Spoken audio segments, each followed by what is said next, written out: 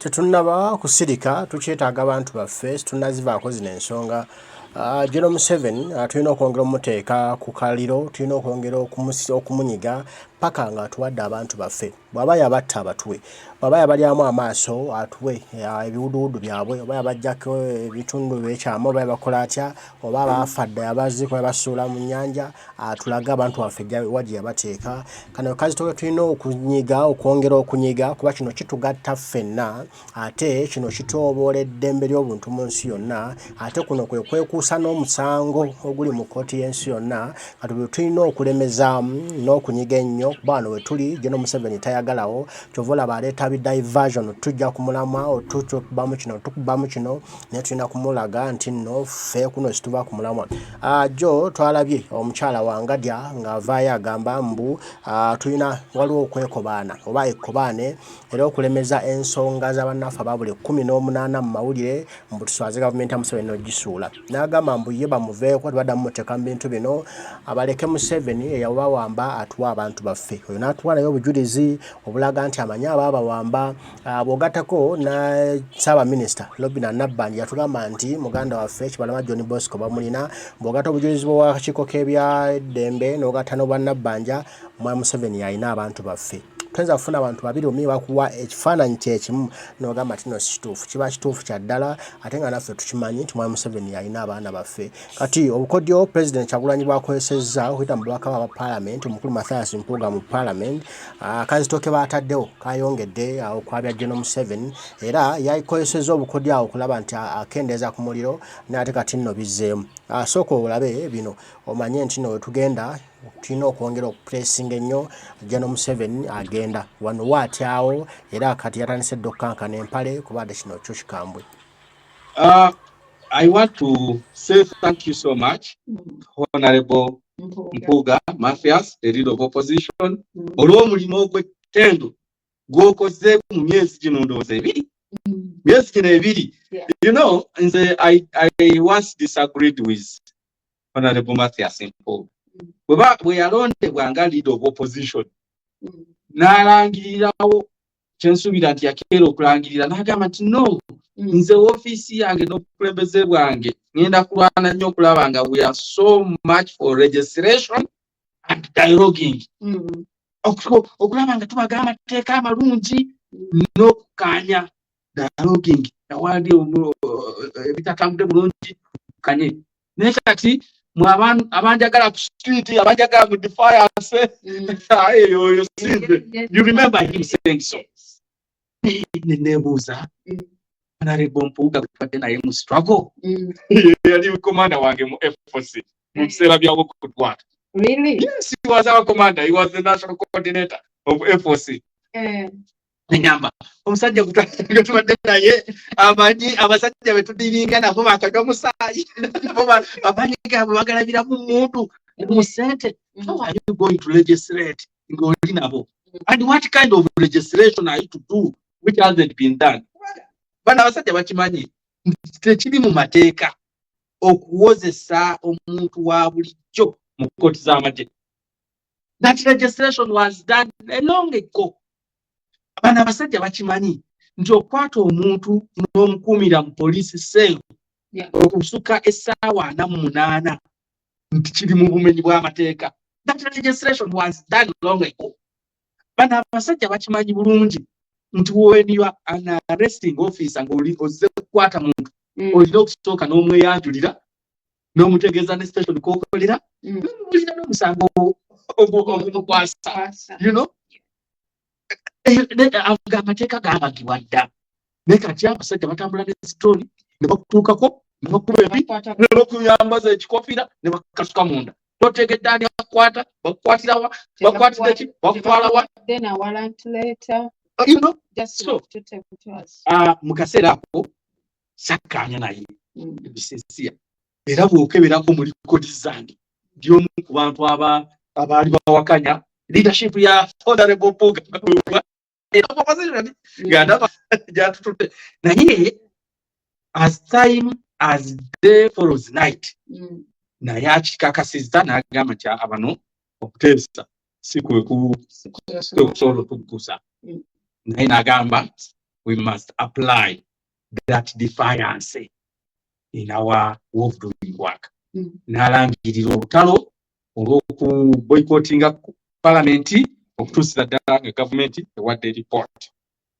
N'abaddemu n'okutya nti abanga ye ayagala just report nti balese ekipapula ne basoma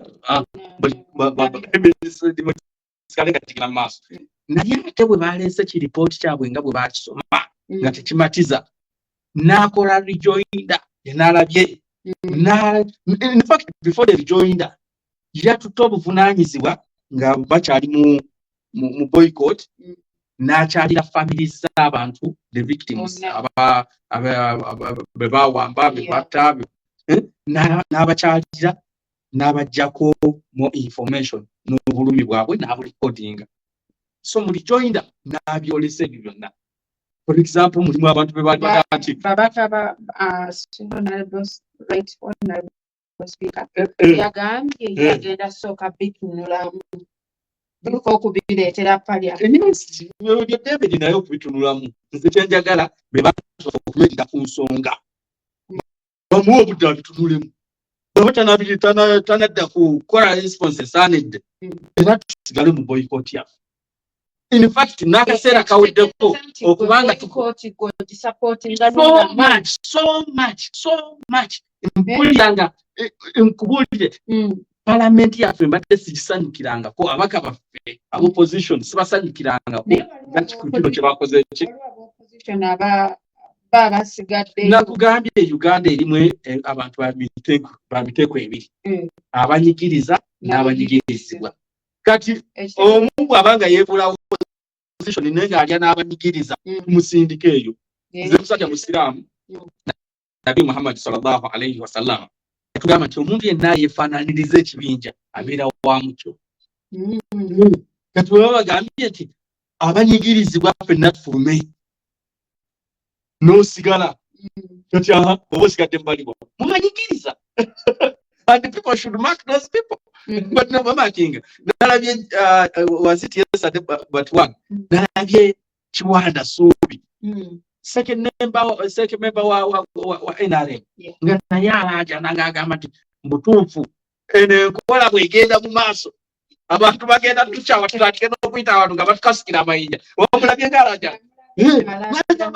Ekyatukubya akalulu mu Buganda kunyigiriza David ya buntu siba baana kati naye I may say atandise okwagala okudduka mu banyigiriza adde mu banyigirizibwa kuba bweweefaananiriza ekibinja obeera wa mukyo. Kati n'aba opposition abagamba nti okay banyigiriza nesi nnyo twalekemu. Kati oyo naye nga tumugamba nti asala lumu kubo odde mu banyigiriza naawe tukulangirirako ki olutalo mwe tulwana okwenunulako naawe tukuseku ku list. Yeah, that is it. So response yabadde nnungi nnyo. Ate bwe yatuuse okugjayo obutambi waliwo akatambi ke yaleese BBC ke yanoonyerezaako n'alaga emmotoka za poliisi ne balaga emmotoka za poliisi n'abasaso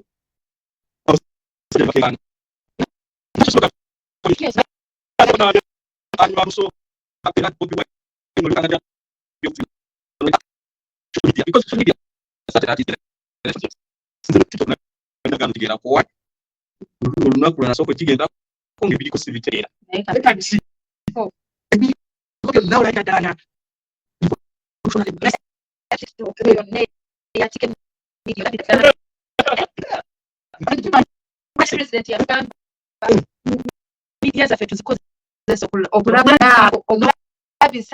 so I so much appreciate abaana abakedde olwaleero ebano emmotoka badde benoonya begaana nsi ya poliisi eriko namba 99/17 ne bagiraga bulungi ng'ebakiza abantu abamu tayina bagikuba ebifaananyi leero sibyetambula kuki esibyetambula ku social media. The last time I saw I was on TV naje ne main media stand some kola ki onchiraga you know so ebyo na biraga nti change is not very far from now. enkyukakyuka ejja jjukira kiri kye nakulaze nga tutandika Museveni ttiimu ye bo baali basize ensigo y'obutamanya ignorance, a seed of ignorance nga baagala okitegeeza abantu nti politics is a data game. Naye kati buli munnansi afuuse munnabyabufuzi, bantu babeera mu katale nga bade smartphone ye bw'alabye ekitatambula bulungi kyo n'akwata n'akasukayo. Bw'aba atambula ku kkubo n'alaba ekinnyanga tekisaanidde kubeera mu luguudo n'akuba ekifaananyi. That is the politics. That is the citizenry role you can play. And that is a civil right that you need to enjoy and feel free and feel okay with it. You know, that is one way of calling for accountability from those who are leading us. I appreciate. So, akatambi aka BBC, bali babadde bakeekanye. Naye Mpuuga amanyi bwe yakafunye badde sikalabanga. Nakaleeta n'akakuba palamenti, basajja ne bakukumuka ne beekaza. Maria Mwangadya wa commission. Chairman wa commission ya human rights. Ngagamba nti bannange mu lusoze munze wamba abantu bamwe musonge bali abawamba ezo sirina busobozi bukwata babawamba. Wangadya ebigambo bye bimazeemu amaanyi. You know, when you are the head of Uganda Human Rights Commission, obusubirwamu bino wammanga. One, investigate all cases to do with the violation of human rights. Kati bakuyambe kuba investigators. Yongera mu technical knowledge because investigation ziyinza okuba nga zikoleddwa abantu aba bulijjo citizenry investigation kati kweyongeramu technical knowledge olondole kino kituufu ne kino ne kino then okole report nga Mpuuga gye yakoze okole mu stamp nti kituufu eddembe ly'obuntu lirinyiriddwa. Waliwo okuwamba abantu, waliwo okubasibira mu makomera nga obudde obusukka obw'amateeka, waliwo okukosa abantu aba bulijjo mu makooti g'amagye. Okole report then do a recommendation. Okole recommendation nti IGP alemeredde omulimu akyusizwe. David Muhoza yayogedde nga akola mu miso ya internal affairs n'oyo agobebwe. Kati nkwa constitutional rules za Wangadya. Recommendation we batagikolerako. Head wa commission ya human rights aweebwa obuyinza bwe bumu ng'obw'omulamuzi. Era asobola n'okukola bulungi ye kennyini n'agoba abantu abo. Olw'ebikolwa bye bakoze ki? Bye bakoze.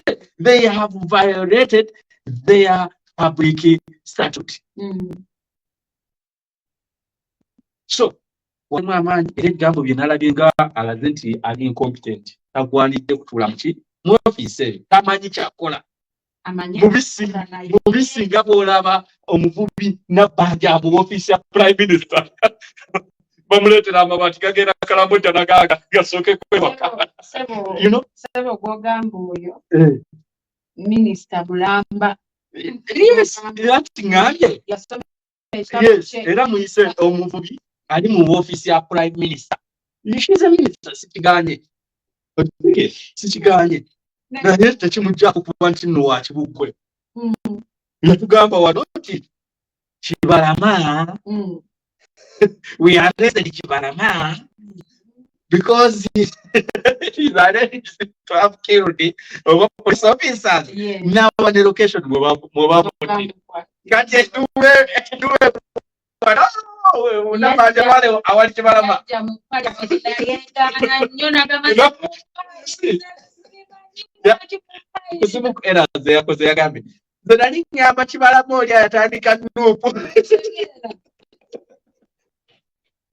Kati omuvubi asinga uyo yagalaliwa andi yali agamba Kibalama ntandisibwa Nuupu ne bamubuuza ekyo mwamusibadde yali ateeberezebwa kubanga musirikale ki. You see, kati Kibalama erinnya Kibalama ne limugejjera era njagala kutegeeza. That's why I appreciate the leadership of Honorable Mpuuga mu campaign eri ey'okulabisa. Bwe kuba kulabisa balabisizza gavumenti eyo. Mu campaign eyo bagirabisizza. And I also want to appreciate the leadership of Honorable His Excellency Kyagulanyi. Olw'ensonga nti yayalonkinga campaign eyo terabisa. Abamu ne bakinyoma. Ne bagamba nti terabisa kati bwe haba olabisa ne kiba kitya. Let me tell you one thing. Labisa, Africa President. Waliwo njogera egamba nti a problem talked about is halfway solved. Okwogera ku kizibu ne bw'oba n'ekirwadde n'ogamba munno n'obuga nti waaye owa n'ekintu kinsimbye ekyo kyokka okukyogerako it is halfway solving ekizibu ekyo. Kati mu kaseera kano waliwo bannansi abadde babuusabuusa nti gavumenti ya Museveni si ntujju, si abatujju, si ababbi.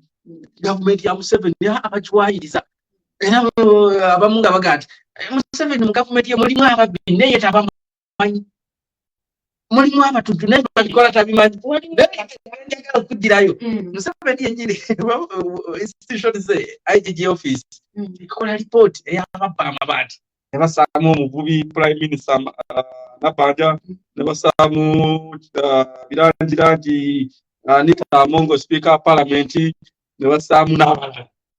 Museveni ye kennyini nga EPP's office amaze okusanctioninga files basibe ababbi abo bonna. Museveni n'abaana awandika ebbaluwa n'agamba nakirabye amabaati go gabbibwa kituufu naye kati ayagabba n'agakozesa ebibye oyo avunaanyizibwe ayagabba n'ayambako.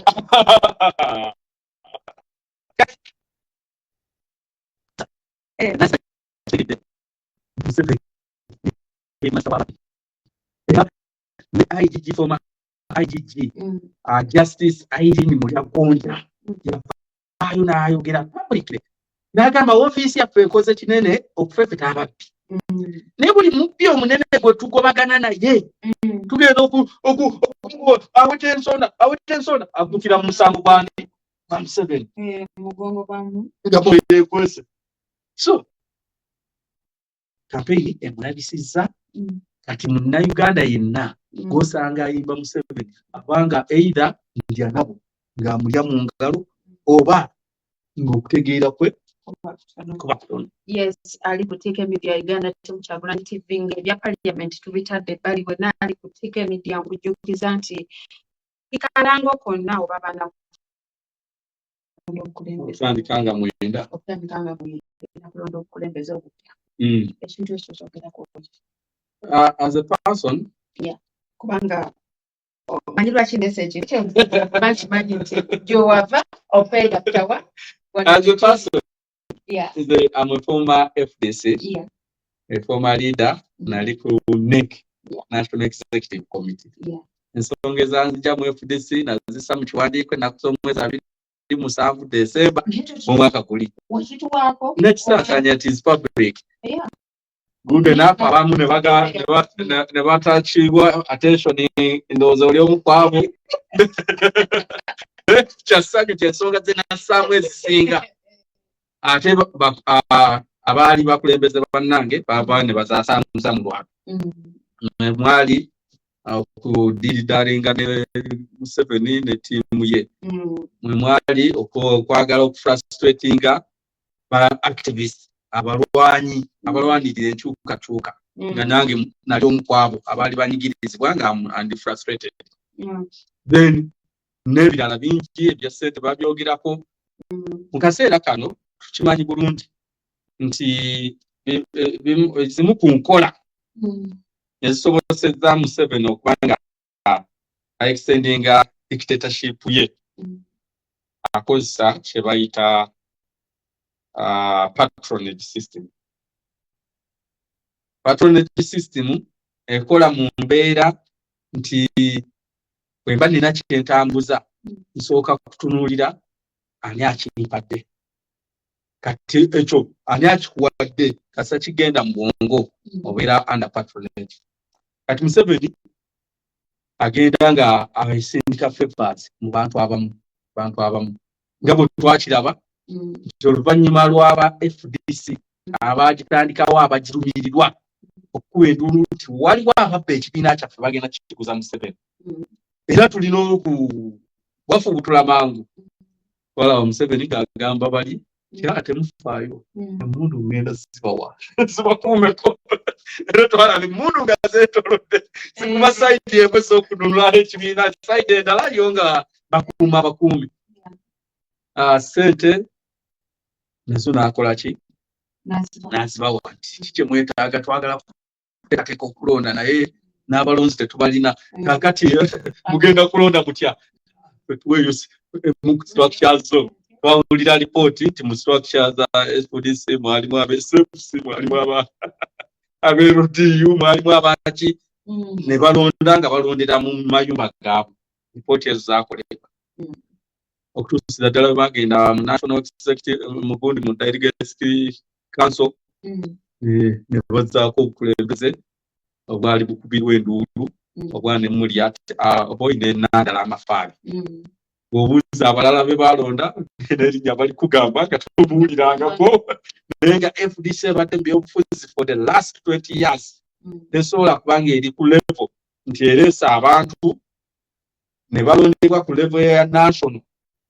N'obuuza nti yani oyo nti gundi amanya nti abawangalira nti sebagirange ebiki ebikwatako tumulabidde awo kyewuunyisa.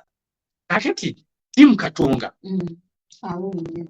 bali ku lutalo olw'okulaba nga banunula emu ku mu branch ezirwanirira enkyukakyuka ya Uganda. Mu lutalo luno nakugambye nti tulina sides bbiri, the oppressors and the oppressed ones, abanyigiriza n'abanyigirizibwa. Kati ekimu ku kitundu ekyababwanyi ku sayidi y'abanyigirizibwa, abanyigiriza bakiwaggulako bwe bati. Era kyova olaba n'ekibuuzo ky'obadde ombuuza nti waliwo ab'opposition abaalabika nga balemedde mu parliament nga campaign eronkingiddwa nti bannaffe nga tebanayogera ku lipooti ey'abantu abanyigirizibwa tetudda mu parliament. Bo ne basigala nga batudde. Kitegeeza nti beegatta ku sayidi y'abaki y'abanyigiriza. Kaakati olutalo lubadde luwanvu. Mu patronage system ne kooti baazibawa. Bano baddukira mu kooti n'egamba nti ati tugenda kuwuliriza mugira mulindako. Bali bagende mu maaso bakole ki? Bakole ebyabwe. Tiimu yalangiridde bagenda kulonda structures. Ennaku z'omwezi nga 9 era tubaagaliza buwanguzi n'enteekateeka ennungi. Where needs be nga tusobola obasupportinga mu let us do. Support in which way? Tukirabye nti luli bali bakozesa apparatuses za gavumenti okukola bye baali bakola. Kati bayinza okwagala okukozesa apparatuses ezimu okudisorganizinga okulonda kwaki kw'abantu. Bw'oba olabye nga bali bajja nga baagala okulemesa ng'osobola okusitaawo bw'oti enkokola giseewo obaziyize bano bagende mu maaso bakole ki? Balonde. Kubanga amateeka bali mu kurikulutinga, bali mu kurikulutinga ndeye zigenda kutambuza wamu n'ezaffe mu kwadvansinga struggle ejjako nakyemalira tujja mu buwambe otulimu obwabo abatunyigiriza. Wonna ali ku Media Uganda team Twagala TV kyagendera ddala mu maaso ne Honorable Habibu Buwembo manya n'eddoboozi Suziwa Kyagulanyi. Amabega ngambye buli wenna ayagala okulanga nezo okuvira ddala ndowooza mu mwezi gwa 9 gutandika. Bakoma okulaga wano ku ttike nga abasajja emisinde yandita mungu afuuse ekimweke bulamu bwange. Tekwali kugulawo office apase wali ogenda nali nfise press conference kati nali nakatuuka ku office nga ngenda kigula ne bakunywa ne bansena olugendo basooka ne tuwulirako nti n'abaaliwo abakuyambako nabo batwala abantu abo yes omuyambi wange ku ofiisi yasooka okukwatibwa then n'omulala yali ayitawo talina mu ofiisi naye ne bamukwata naye byonna nga bigendereddemu kusiga kutya mu buwembo ngalinnya ku ofiisi baali bamutegeddewo akakuba basooka story yali nti story yaffe yatandika 2022 bw'oba ojjukira ebiseera we baakubira Kakwenza Bukira Bashenza muhoozi yamuwamba n'amutwala mu safe houses olw'okuba nti yali akozesezza mutimbagano gwe n'agamba nti noono gye nowawa gye alina amabeere agaliga ag'omukazi ayonsa alina hips n'olubuto alinga agenda zaala those were awards of comrade Kakwenza geno n'anyiiga nnyo n'atumya Kakwenza ne bagenda ne bamunywerako omwenge Kakwenza agenda okudda okulabika mu public nga yenna asazesaza omugongo n'atunyumisa story ye nga bamusaako magalo nga bamusikamu ennyama nduula gy'ennyama mubi. You remember that story? Kakwenza debate mu biseera byebimu ne coordinator wa NUP Kasese Masereka era ebiseera byebimu we alabikira naye nga bamunyiga amagulu bamutya ennyama n'anyumya story babiga ekambya debate nebeera mu public n'escalate nga negenda mu parliament by then Anita Amungo yali deputy speaker n'akola statement eyatunyiiza abalwanirizi b'eddembe ly'obuntu n'agamba in Uganda there is no torture but what is happening are masqueraders of torture. Now citing example ya Honorable Francis Zake n'agamba one of our own here recently he won a torture case in the courts but soon after he was seen in Tanzania participating in parliamentary athletic and he won us a gold medal. Kati ebigambo ebyo Anita wabikozesa fenga ababadde bayita mu bugubi n'okutulugunyisibwa kwa government kwa kyatukwatako ne tuvaayo I led the team nempita press conference twagituliza papapo memorial mu Lubaga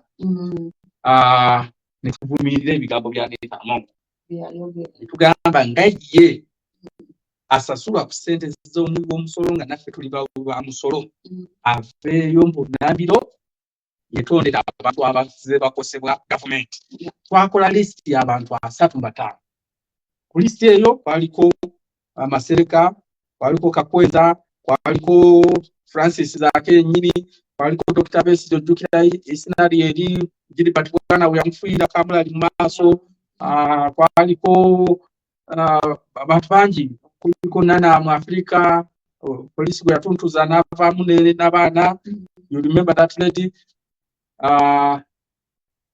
bantu bangi betwali tukoze ki betwali taddeko kakati netumuwe naku 7 yetonde lwali wa Friday kulokubiri next week nabera timu y'abakitivi abatwala emikko gy'abalema ewaka wa Anita Amungo bamulaga nti nti banja abavubuka era batambulira ku mikko ne bagikasuka ne ku gate ye atenga bagikasuka nga already batambulira abamu basacrificing omanyi mu lutalo werekereza kuba kwebya lutalo kumuyita Mpulumi alina emiwogo ebiri na yerekerezako gumu n'agwa munne n'asigaza gumu abamu ajja n'amagulu abiri n'addayo gumu that is the struggle so kati mu struggle mu kulaga embeera eyo abajja n'emiggo ebiri ng'asobola okutambulira ku gumu yagulekawo ng'akabonero akalaga nti mu butuufu Uganda mulimu okunyaki eddembe ly'obuntu ku lwokusatu n'ababeerawo ttiimu ereya kumba parliament nga bisi basiize colours nga nazo ziriko interpretation kwaliko kala ya yellow kwaliko ya white eya red nabagamba yellow no ayi representing ekibiina Anita mwakola ki mwava ekya NRM ka white ka representing a week jesiba nga akubiriza ki parliament ka red red lipstick Manya akanyumirwa joka.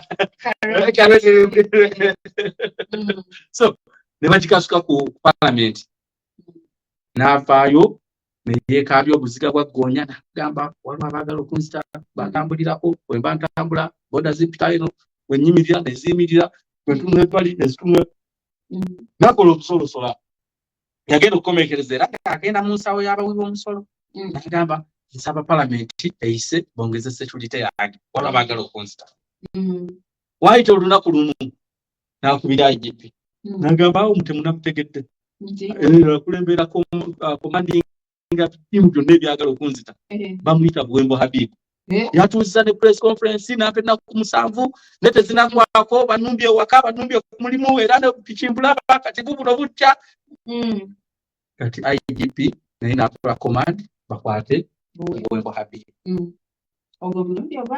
obwasooka 2022 February nnaku z'omwezi zaali 2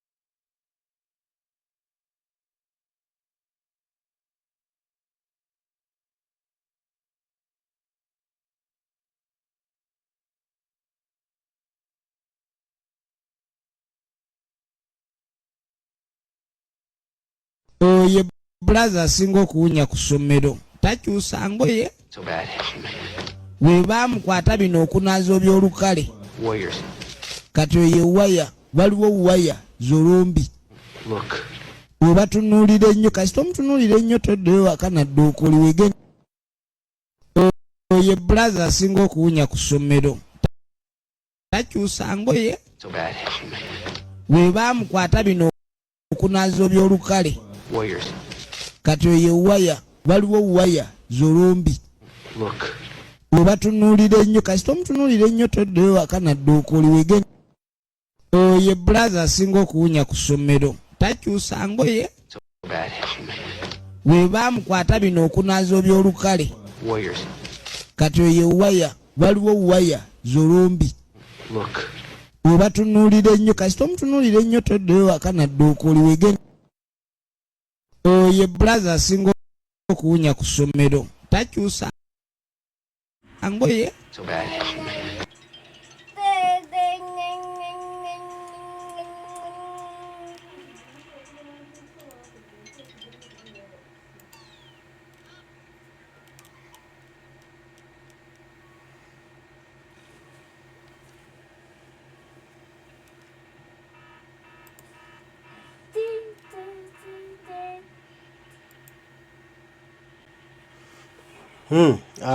ebigambo byebyo emboozi mugitegedde bulungi. Tulina okusiima ababaka baffe omulimu gwe bakoze amatendo ate twongezeemu tubeerezeemu paka ng'abantu baffe tubafunye. Mathias Mpuuga ye alinawo kyakoze ekyenjawulo nammwe mukirabye, ekyo kitwagala kigende mu maaso. Nze mŋŋambamu oba bino bazzeyo ne mu palamenti bagende simanya mu geemuzi zaabwe simanya batambule naye kyonna tekiri, tubeebaza wabula twongere kupushinga twongere kunyiga paka nga Museveni atuwadde kuba wano atyawo, tumunyige atuwa abantu baffe batabatuwadde tumunyige paka gavumenti lweneegwa. Naye bwatu bwe yakola Idi Amin Dada n'awambanga abantu n'abateeka ku Idi Amin Dada naye ate kati yabyekolera kennyini ate obujulizi tubulina kati awo twongere kunyiga paka gavumenti weeneegwa. Yatandika okulwanyisa Idi Amin Dada ku day 1 nga yakawamba Idi Amin Dada naye yamulwanyisa for 7 years nga Idi Amin Dada tava mu ntebe ate ne wajja okulembeza obulala butyo paka lwe yatuula mu ntebe naye no paka lwalyo kati naffe Kyagulanyi Ssentamu bw'aba yakola naye emyaka 3-4 kitegeeza tugenda tunaatera okuba nga tumugonza ate bulaba we tutuuse watuwa credit walaga nti nno aje tulaga tulabayo kale byebyo Bibu Bwembo tweyanze Gipapa Omukama Katonda asaba nkumire bwenna abaliko tujja kuba ebigambo tuddamu okubitereeza okubyogera okubisaasanya okubikenneenya okubikekenula so okutambula n'okumanya ebice bife waka nefa musiona dunda abankumire batayi mweraba